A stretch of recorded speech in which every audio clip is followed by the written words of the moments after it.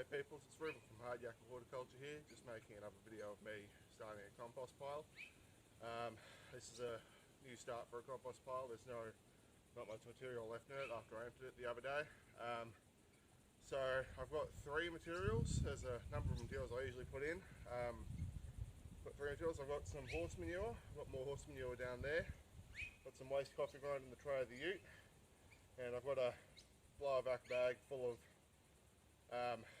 leaves and bark and sticks that I've gone through and been mulched by the blower-back. So yeah, the horse manure is mixed with a whole heap of straw as well, so that's got a pretty high carbon to nitrogen ratio.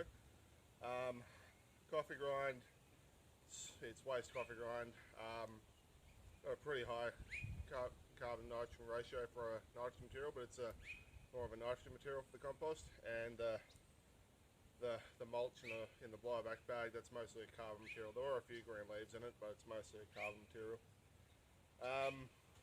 So I think I'll start off by describing the composting process. I'll start by, I've read I just skipped or bought a copy and skimmed and read what I thought what was necessary for me from read the Australian standard for composting, and it is a very detailed document. It's a 75-page document, so it goes over a lot of things like testing it for the amount of nitrogen and phosphorus you're allowed to have in it, the amount of ammonia liquid you're allowed to use in it. This is for commercial operators. It states it doesn't apply to home operators, which I'm doing around my own home here. I'm not selling this compost at the moment, at least.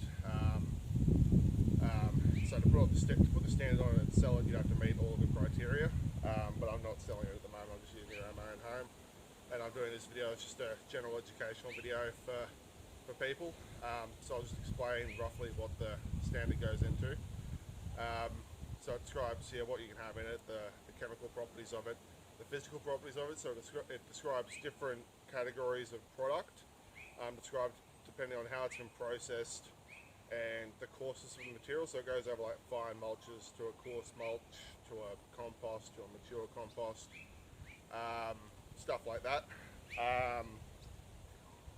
And the general process it describes, it specifically states it has to be aerobically composted, so it has to be turned in order to pasteurize it. You can pasteurize it by other ways, but it recommends pasteurizing with a aerobic composting process. So what that does is that promotes microorganisms, bacteria and fungi, that produce a lot of heat as they decompose things. They decompose things quicker, and they also produce a lot of heat, raising the temperature. It has the dual effect of, as I said, decomposing things quicker. That way, those particular fungi, microorganisms, but also has the added benefit of killing pathogens and weed seeds or plant propagules, most of them anyway, in the process. So yeah, the horse manure, for instance, is known to contain a lot of seeds. What you suck up in the vacuum in the blower back, you don't know what's going to be in that. Grass seeds, lawn clippings, stuff like that. So by aerobically composting it, by turning it into itself, turning the outside layer into the center of it regularly over for a material that's high risk, it's got a lot of propagules in it, a lot of seeds in it. They recommend 15 days, and it has to be turned at least 5 times in that time. I tend to turn it every day and give it a fair bit of water each day to really get the temperature going. I get the steam off it pretty often when I water it and turn it very well. So yeah, that's the general takeaway of what I do domestically in my own garden. But to meet the criteria, to put the standard logo on it, you've got to meet a whole heap of criteria. You've got to do a whole heap of tests on it to determine how composted it is, like whether it's a mature compost or it's still composting. You got to test the chemical properties of it, how much nutrients are in it, You've got to give percentages of how much nitrogen, phosphorus, potassium, copper, cobalt, a number of things. You've got to prevent contaminants, so you've got to prevent both general litter like plastics, and you've also got to prevent certain chemicals, like apparently selenium is one of them, like stuff like arsenic, lead. You've got to keep that out of it. It's a list of how much is allowed to be in it to meet the standard. So there's a lot that goes into the process commercially.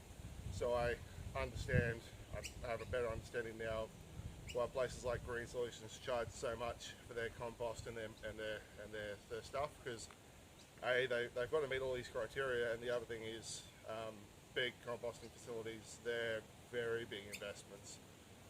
The amount of machinery, the amount of land, space, the buildings, the facilities, the machinery, the front end loaders, the mulches.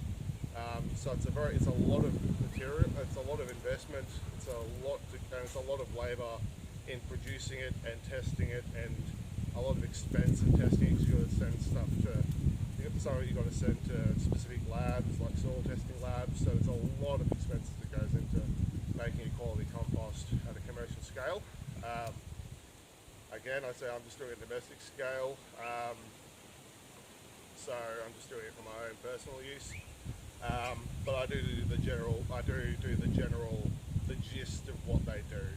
I don't test the exact chemical properties because I roughly know what's going into it, and it's mostly an organic material, to add organic material to the soil and whatnot. But yeah, that's what I've been. Yeah, so that's the process. So I'll start by adding my materials. I'm going to wear a mask because the standard and Queensland Workplace Health and Safety recommend wearing a mask when using dusty materials, particularly all dusty materials with composts, because it can be an infection risk. You can catch Legionnaires' disease particularly often, and that coffee grinder is very mouldy. So yeah, I'm going to wear the bandana as a P1 dust mask. It's not technically a P1 dust mask, but a P1 dust mask is a pretty basic mask, so a bandana folded over should do it. So yeah, I'll start by adding the mulch from the blowback, and then I'll add the coffee grind, I think, or I'll add some of the coffee grind, and then I'll add the horse manure, and I'll mix it through. So I'll get into it.